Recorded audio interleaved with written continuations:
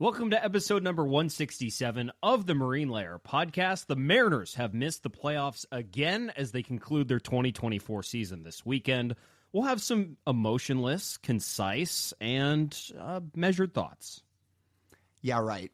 Here's your guys' reminder before we start the show. Best way you guys can support us, if you're watching on YouTube, hit subscribe. We just hit 5,000 subscribers on YouTube, which is a huge, huge, huge thank you to all you guys and a credit to all you guys. Thank you so much for all the continued support. If you haven't subscribed yet, just click the subscribe button. That way you always know when we're posting new content, new podcasts, everything. Like the video, drop a comment too, all that good stuff. If you're listening to the podcast, make sure to download, rate and review, 5 stars, and follow us on social media across Instagram, TikTok, Twitter, and YouTube Shorts at Marine Layer Pod. Let's get it rolling. The pitch from Acevedo. A drive deep to right field. Down the line. The Mariners win this game 2-1. The dream lives. They're going to the playoffs. 1-1 from Jansen. There you go. Left field. We got a tie ball game. Julio. Oh, baby, what a moment. Tie ball game at 7-7. And we welcome you to this episode of the Marine Layer podcast, part of the Just Baseball Podcast Network. Recording on Thursday evening, September 26th, the final off day of the 2024 regular season is where their season went down the drain. This is not where their season went down the drain. It just concludes the ending of the draining. This is where it left the drain and went back into the river. Correct. Man, off days have been eventful as of late. Scott gets fired on an off day. Mariners missed the playoffs on an off day. Did Jerry get extended on an off day? I can't remember. Maybe. It was a Thursday. It's possible then. Jeez. Eventful off days. Well, maybe the Mariners, maybe off days are just bad omens for the Mariners. Now, let me present this question to you. Would you rather have a newsy Mariners off day or watch the 2024 Seattle Mariners? You know what? Having news on off days gives us content, so I'm going to say that. Yeah, I agree. Oh, does watching this team not give you content? It does. And I'm trying to think which one has my blood boiling less. I don't know. Well, Lyle, I would say missing the playoffs for the 22nd time in 23 seasons always takes the cake. Yeah. How can it not? And we're going to be emotional on this podcast, but I honestly don't even know how we're going to be emotional. How is there still emotion left in us at this point? How has the season not totally exhausted us to no end at this point? Well, it has, but we're still sitting here with emotion. And how have we just not gotten numb and immune to this? You know, I would say I'm 90% numb right now. That's what I feel like. Do you have a percentage of numb? It's just, we've seen this so much. And for the fact it's not happened on the final day of the season. Do you prefer that? Yes. Are you kidding me? Yes. Just has the stress dying down. But come on, if we're being honest, we've spent the last month thinking this team's not going to make the playoffs. Well, yeah. It is easier to accept when by September 1st, this team's problem is just not very good. Honestly, a month might be shortchanging it. I think since they blew the 10-game lead, they said, that's not true. Since they went on the road trip and fired Scott. Yeah, that's a better measuring stick. Because when they traded for Randy and traded for Turner, we started to get excited again. They were within like 2 games. We were saying they can do this. So maybe not quite longer than like 3 months or anything like that. But yeah, so August would be, that road trip was almost 2 months ago now, a month and a half ago. Scott got fired on like August 9th or something. So yeah, maybe a month and a half. But I'm going to ask you, should I be feeling emotion right now as a Mariners fan now that they missed the playoffs again? Am I supposed to be angry? Am I supposed to be frustrated? Am I supposed to be sad? Or what? Somehow I find a way to get mad and frustrated every year. And I think, you know what? I think a lot of it right now is less about watching the game-by-game performance than it is knowing how this organization has made decisions over the last few years, especially in the last calendar year. Yeah, that's fair. That's fair. And this was the result. And I would say part of people emotions of coping, it goes through stages of all of these things, as you said. It also goes through stages of blame, too. I really feel like, and this now, Lyle, my second full season as a baseball podcaster, and just a fantastic title to have. How does that feel, by the way? 2 full seasons that you call yourself a baseball podcaster. Do you feel like a loser when you say that? I mean, listen, I have openly said on this podcast before, when we rip off a take about Lord knows what, and we'll say, look, some of you listening might say this is loser talk, but let me be very clear. I am a loser. So, yes, to answer your question. So, with this coping mechanism, we've seen the blame thrown all around. We started some of the obvious culprits. People blame ownership. People blame front office. People blame coaches. People blame players.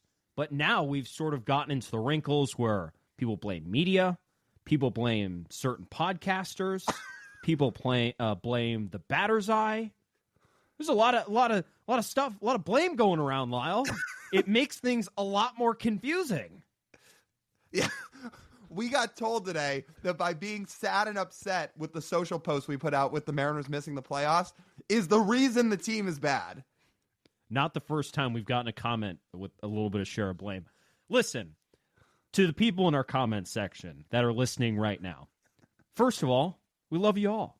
Please keep commenting. Second of all, if what we say on this podcast had any effect on how the Mariners played, positive or negative, we would lean into that a lot more. Yeah. You know what I'd do? I'd go, Lyle, the Mariners are going to win 120 games next year. They'll win 120 games next year. They're going to win 120 games next year. Everyone listening, the Mariners are going to win 120 games next year. Is that enough positivity? Is that enough? They're going to win now. They're going to win now. Best ERA in baseball, best WRC plus in baseball. They're going to go undefeated through the playoffs. They're going to sweep the Los Angeles Dodgers, and Julio's going to run circles around Shohei Ohtani. Yeah.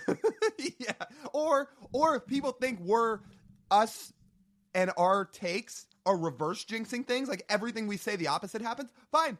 I'll reverse jinx it right now. I'll go full Frank the Tank here and reverse jinx it. The Mariners ownership said they're going to spend 10 cents total in free agency in the next 45 years, and they're actually already doing the gritty, thinking about the 25 fireworks sites they have planned for 2025. So now that I've done that, the opposite's going to happen. They're going to spend, so now instead of 10 cents over the next 45 years, it's going to be $10 billion over the next 45 years. And their main marketing tool is going to be winning, not promotional giveaways. Actually, is $10 billion, I'm terrible at math, is $10 billion in a 45-year span even like a reasonable amount of money to spend in free agency? No, that's probably way low, right? $10 billion in 45 years. So if you did 40 years, what's $250 million every 10 years? No. All right, let's do this math. It's $10 billion over 45 billion. Dude, I don't even think the calculator on the phone lets you go to... We'll just do 10 divided by 45. Oh, all right. 10 divided by 45 is 0.22222. So then time... You could time that by a million. Time that by a billion. Look at these Arizona State... 222 billion a year. $222 million a year. Oh, then great. That is enough. Yes. Yeah. $222 million a year in free agency. Now, could the Mariners bank 4 years in a row for Juan Soto, please? Yes, I agree. Thank you, Frank. Thank you, Frank. Look at a couple of ASU grads trying to do math on the fly, and we can't even figure it out on the calculator. How many years has it been since we stepped in the math classroom? Let's see. What year is it? It's 2024, right? Stepped in the math classroom, like a classroom, or did it online? What was it like? It would have been May of 2017. Yeah, 7 years ago. Sure. Oh, you know what? By that point in our freshman year, we hadn't tapped into the greatness of online classes at ASU, so we were probably still in person. So if the Mariners saved up a few $222 million off seasons, they could afford Juan Soto. That'd be great. Congrats, guys. Congrats. Mm-hmm. There's been some ideas thrown out on Twitter today. Friend of the show, Ty Dan Gonzalez, was throwing out a couple of really nice ideas on how to make this happen.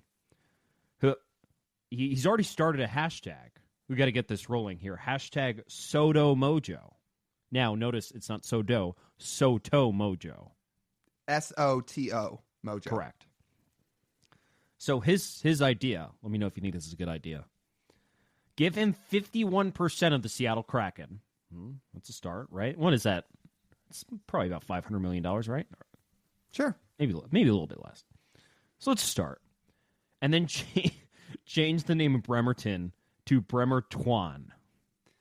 Instead of the O-N, it would be Juan Soto. Well, Ty's full of good ideas today, too, because somebody responded to his idea and just said, no. Like, no, this is not happening. Somebody's being negative on Twitter, shocker. And Ty responds to him and says, what if we ask really nicely? Well, he has to say yes then. Oh, yeah. He's going to have no idea the person asking him nicely is actually just a true Pacific Northwester who is probably faking happiness because Pacific Northwesters or PNW or PNWers are notably passive aggressive. Mm-hmm. So they could just be full of shit. And if there's anything we know Scott Boras loves, it's taking into account people's emotions over money. Oh, yeah. Yeah. What's your favorite thing you're coping with here after they've been eliminated? What's really been stewing in there a while? Again, I think the biggest thing is how this organization is chosen to operate over, well, I mean, a long time now, but especially over the last year when all the payroll cutbacks happened because of the RSN stuff. And yes, payroll went up this year, but it was not expected to go up at the marginal level that it did. It was expected to be more. Didn't. So probably that. Probably the fact a lot of the guys brought in were incredibly disappointing. And probably and the injuries to the bullpen. Look, this is sad to say, but so I've got the sense already that the Mariners are doing absolutely nothing come this offseason. Legitimately nothing. And like part of that's off feel, part of that's off just talking to some people. I've got the sense they're doing absolutely nothing this winter. And so first off, that's going to drive me crazy. But if that's the case, then one of my other friends said it to me today. He said the only chance the Mariners have as this window stays open and remains, which is what, maybe 2 more years, probably 2 more years, is your bullpen has to be elite and you're going to have to win a ton of one-run games. Because if this is how they're going to operate, that's the only way you're getting into the playoffs and making a run. Rotation's elite, bullpen's great, you win a ton of one-run games. So another thing that's kind of driven me crazy this year, and it's no fault of their own, but it sucks that Brash and Santos missed essentially all season. Because this bullpen looks a lot different right now if those guys have been healthy all year. The season looks a whole lot different if those guys are healthy because that was the role that the Mariners struggled in the most, the second tier of leverage. Mm-hmm. Who pitches before Andres Munoz? Right. If they have those two this season, the Mariners could look remarkably different record-wise. They could be a few more games up and therefore be in playoff position. You'd also help this season, Lyle, which I'm just struggling to cope with. The 2024 Chicago White Sox probably cost the Mariners a playoff spot. Almost certainly. Who are the 3 teams ahead of them right now? Mm-hmm. The Tigers, the Twins, and the Royals. The Royals and the Twins are each 12-1 against the Chicago White Sox this year. The Detroit Tigers will almost certainly sweep the White Sox to end the 2024 season.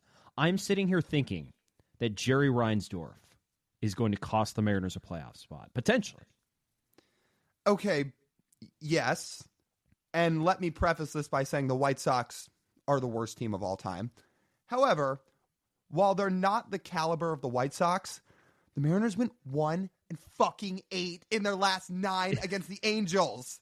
So yes, they just got swept by the White Sox, by the way. Yeah. So the Angels aren't quite the White Sox, but they're bad. This team scored 3 runs in 3 games in that home series before the trade deadline against the against the Angels. 3 runs. 3 runs. Yeah. So you can look right at that. Do you know what else I'm struggling to cope with? The Mariners missing the playoffs. Katie Griggs started the 2024 season as the Mariners' president of business operations. The season will end on Sunday, and she will end the season as the Orioles' president of business operations. And there is now a video on Twitter of her chugging out of the Orioles beer bong in the clubhouse, celebrating a different team's postseason clincher as opposed to the team she started the season with. Watching that as a Mariners fan, you're sitting there thinking, like, this cannot be real. This cannot be real. But, oh, yeah, it is real. And you know what? Congratulations to Katie. That is awesome. I know she moved back closer to family, and she gets to celebrate a postseason appearance. But I can't believe things like this actually happen to this organization. I still struggle to believe that.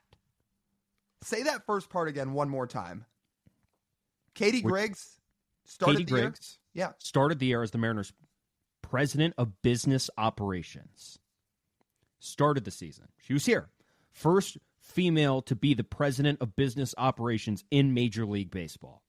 Halfway through the season, she decides to leave and go back to the East Coast, where she assumes the role with the Orioles as their president of business operations.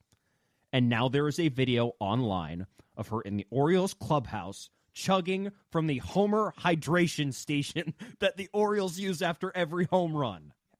I just really wanted you to hit that point home, which is why I said you should say that again. Starts the year with the Mariners, high up in the org, president of business ops, ends the year doing a beer funnel, not with the Seattle Mariners.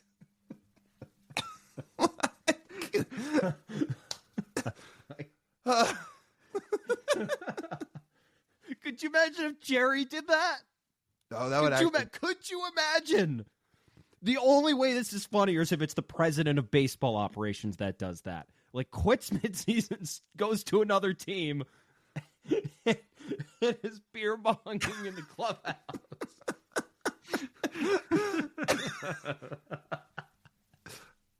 Come on, dude. Like, what do we even say? What do we say to that? Like, only one franchise. Yeah. Oh my goodness. If we're gonna go down this road, do we need to start ripping off some numbers we've come across in the last couple days, or do you still want to talk about Katie Griggs? Do you want to be frustrated? Would you like to be frustrated when you hear these numbers? I'm warning you. I'm already frustrated. Okay. So let me preface it.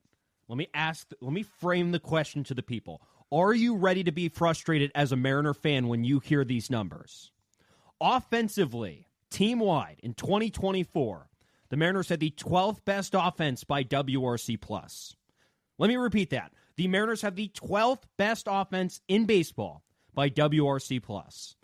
The Royals have the 19th best offense. The Tigers have the 22nd best offense. In the 2024 season, the Mariners are first in baseball in ERA. The Tigers are fourth. The Royals are eighth. Has this team been eliminated from the playoffs? The Tigers? No. The Royals? No. The Mariners? Yes. I thought you said you weren't frustrated and were totally numb. The Katie Griggs thing really got the emotions going. Listen to that again. The Mariners, after all of their offensive woes, now sit, at least by WRC+, as a top 12 offense in baseball this year, the best pitching staff in baseball, and miss the playoffs. The expected wins for the top-rated pitching staff and the 12th best offense in baseball, the median wins has to be like 93, right? It has to be. Yeah. Speaking of wins, so TJ and I think, combined have 4 stats to read. TJ just did 1. I have 2. He has 1 more. So let me just read you this one. This was from Chris Daniels, who tweeted this out today. Yeah, let's just read this. The Mariners are officially out of playoff contention with a .516 winning percentage. The AL West winning Houston Astros are at 54%. You know, The storylines just write themselves. They really, really just write themselves. So let me get this right. If the Seattle Mariners finish the season with a 54% winning percentage, they would be in the playoffs? They probably win the West. Wow. So maybe Jerry was right after all. Well, He's the Messiah. how does this number just keep circling back into the lives of Mariners fans? How does it happen? Again, how do these things happen?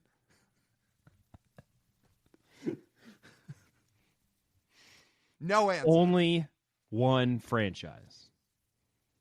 That's Unreal. Like, think about that. Think about that. If the Mariners had won the exact same amount of games this year as they would have last year as they did last year, they're in the playoffs right now. For as many problems as we thought that 2023 team had last year, I mean, if you run that exact team back right now this year, they're probably in the playoffs. I mean, they won 88 games last year? They're in the playoffs with that. Was it 87 or 88? 88. Okay. Yeah, I was just going to check to be sure. You can argue they'd make the playoffs. Or make the playoffs. It'd be pretty good. Given this year, there's no great teams. They'd probably feel pretty good about their chances. Mm-hmm. Yeah. Nope. Do you have another stat? Do you want me to read the next one too? Yeah. Sure. Okay. I didn't know if we were just trading back and forth or not. All right, I'll read my other one. I have to try and do this one without laughing. All right. So this was posted on Twitter today. It is a graphic, and there's a question posted. Have you scored a playoff run in your home stadium since the release of the original Xbox? There's one side to this graph. There's one side to this graphic that says, yes, of course, the original Xbox released in November of 2001, and there's a big red circle around 29 of the 30 teams in baseball. And the other side says just simply no. And there is a circle around one team. That is fascinating. Every other team. So if you sit there, if you go to someone's house and you see an Xbox sitting in someone's TV stand, sit there and realize that that device is younger than the Mariners' last playoff run at home. Any Xbox of all time. But what person still owns and uses an original Xbox anymore? Well, not an original one. I'm talking about any Xbox, period. You see a nice fancy one sitting up there, and you sit and think, the original version of this is still younger than the last time the Mariners scored a playoff run at home.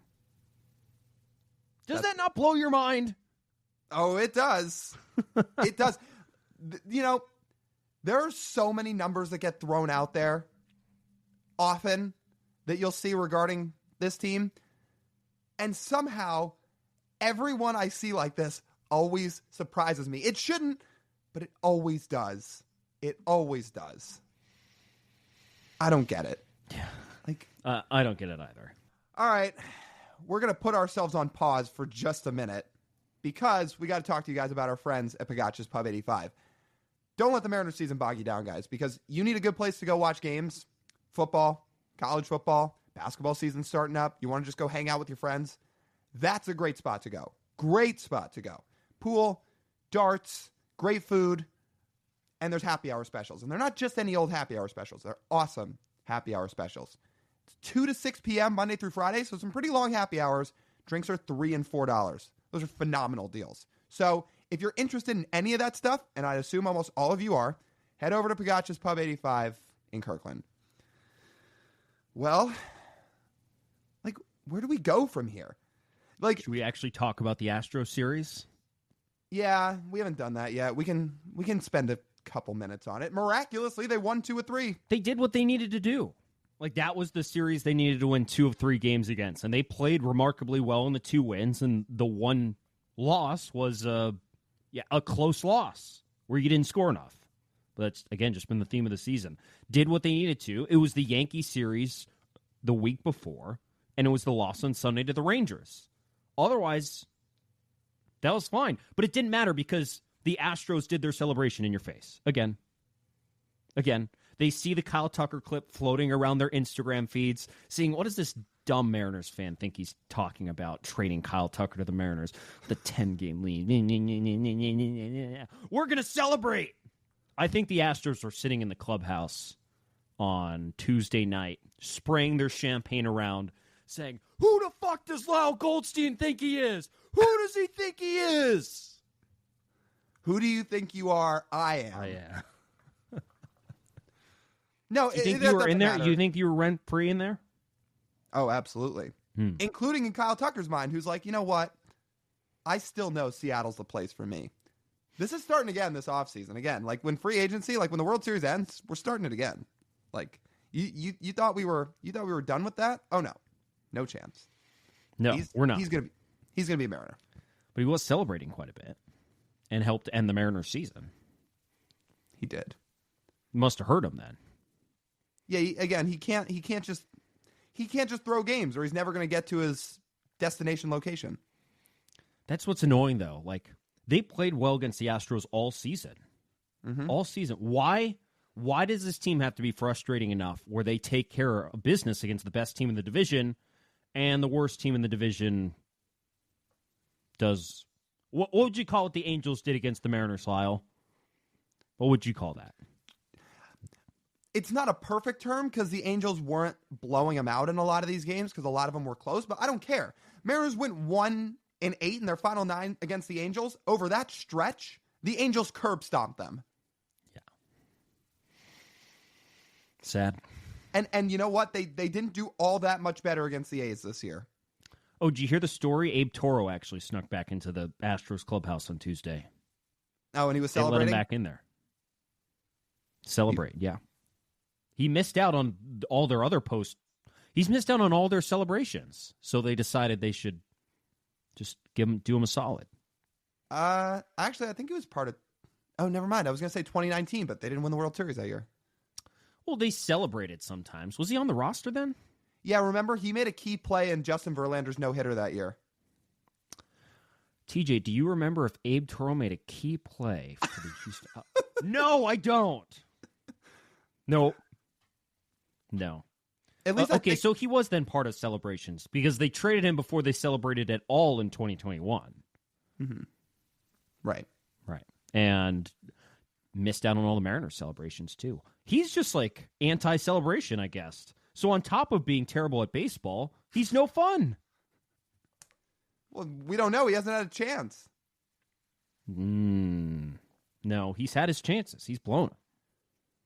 Was he not there when the Mariners ended the drought? I don't think he was on the roster at the end of the year. Well, he was on the playoff roster. Okay, this is my task to all the listeners. If you can find me a photo of Abe Toro celebrating in the Mariners clubhouse, I'll do something. I don't know what. I'll do something. Maybe we'll make a post about it, and I'll give you a shout-out when you reply. Oh, there you go. Did Abe Toro celebrate in the Mariners clubhouse in 2022? If I see that photo, I'm going to be like... Well, he was probably celebrating in Toronto because I'm pretty sure he was on the postseason roster. You know what I'm going to say? You know what I'm going to say. You love Sad. Abe? Yeah. No, you love Abe. No. Nope. So look, for everybody that's wondering, I think we're going to do more of a actual concise, like break down the numbers, look through what really went wrong, at least some of that for Monday's episode. And a reminder, we're going to post our next podcast episode Monday instead of Wednesday, so we get something out for everybody right after the season officially ends. And with that, I think we're going to dive a little bit more into the numbers, but nobody wants to hear all that right now. People are emotional. We're emotional. They just got eliminated from playoff contention, so that's why we're doing it like this right now. But yeah, if you've got anything else, keep firing away.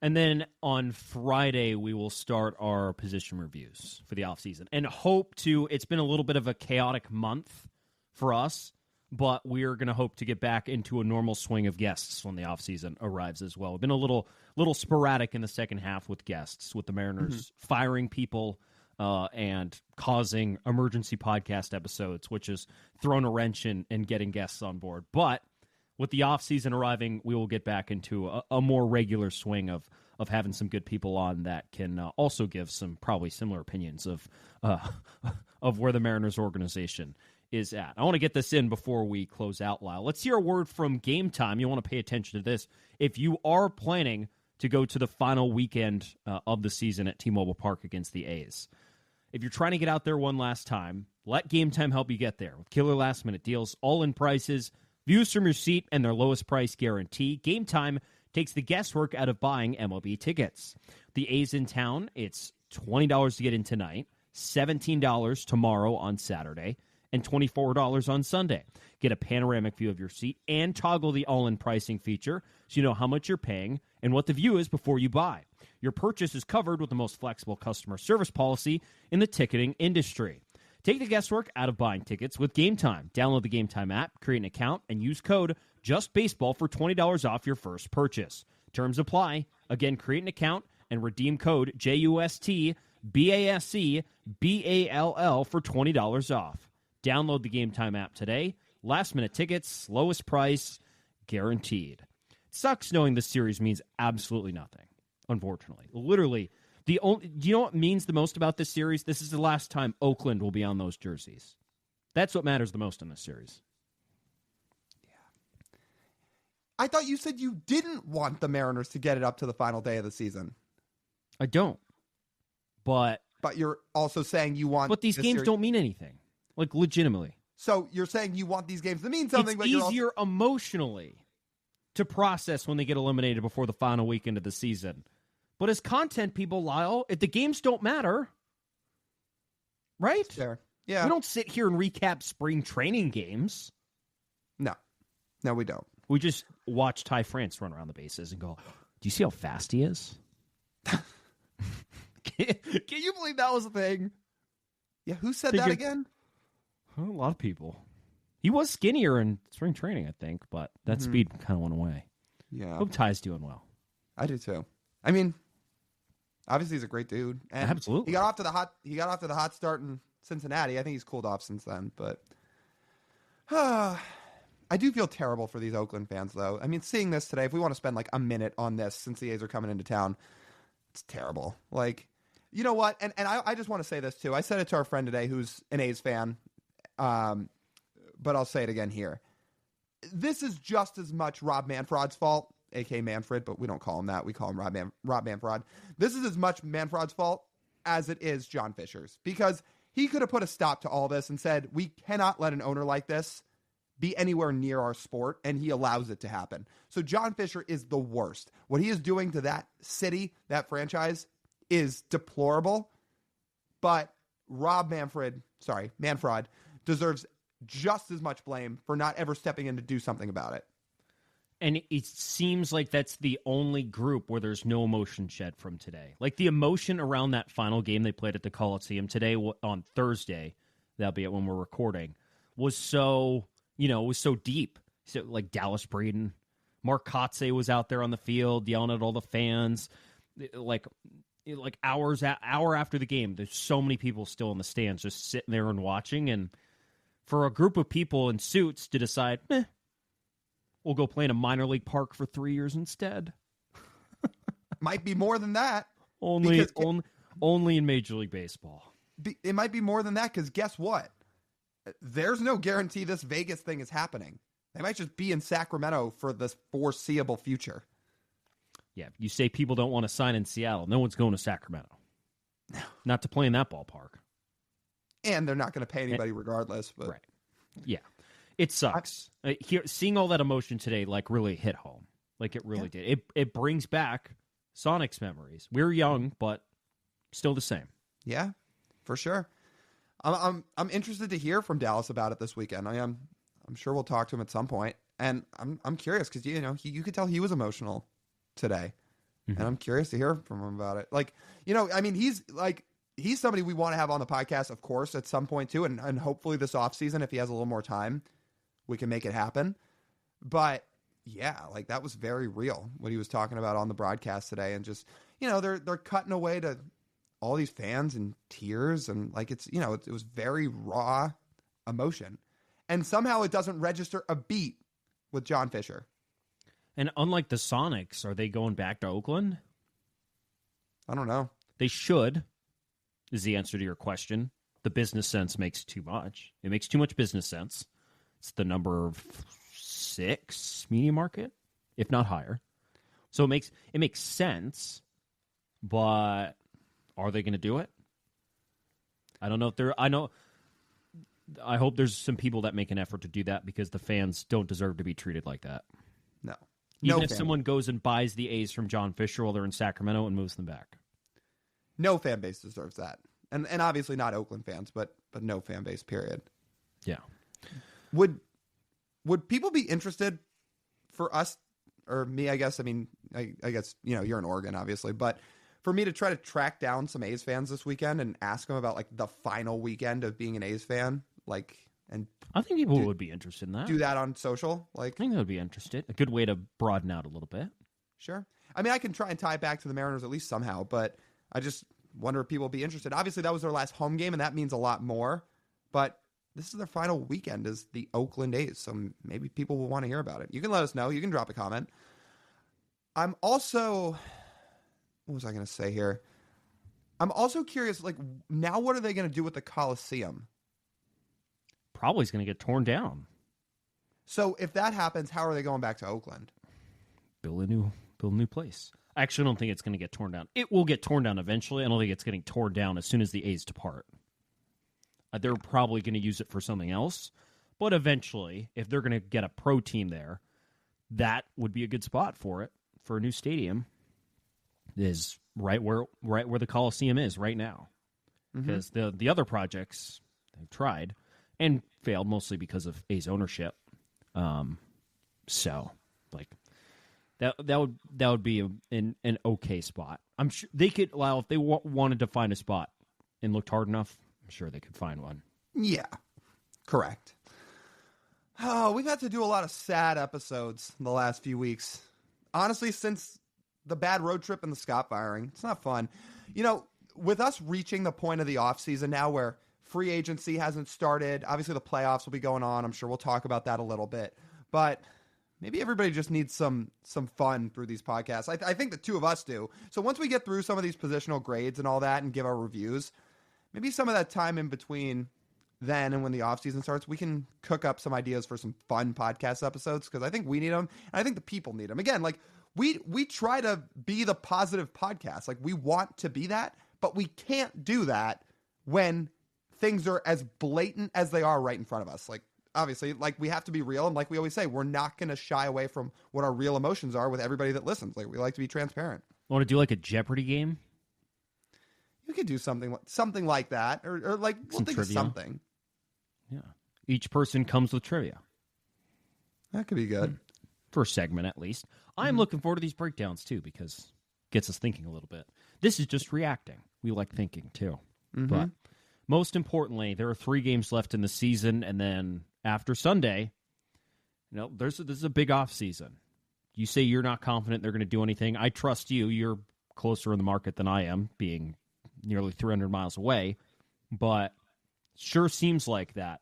But regardless of what they're going to do or not, doesn't make this offseason any less important for this team. We will dive into that a little bit more on Monday. Yeah.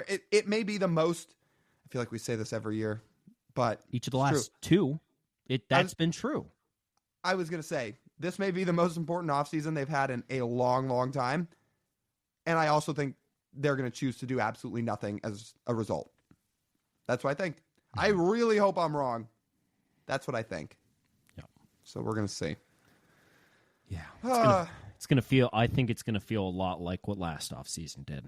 And I think the final roster will look the same. But again, we could talk about that on Monday. That's fine. All right. I think that just about wraps up this edition of the Marine Layer podcast. You guys know the drill. You want to listen to the full form podcast, do so wherever you get your audio pods. Make sure you download. Make sure you rate and review 5 stars. It really, really helps us out. If you're watching, like, comment, and please, please subscribe. Again, we just got to the 5,000 subscriber mark on YouTube, and that is a huge, huge thank you to all of you guys. So if any of you are out there that haven't subscribed yet, and are supporting the channel, that's the best way you can do it. Just hit subscribe. On social media, we're on Instagram, TikTok, Twitter, and YouTube Shorts at Marine Layer Pod. Go follow us there. That's TJ. I'm Lyle. As always, we thank you guys for tuning in. We'll talk to you soon.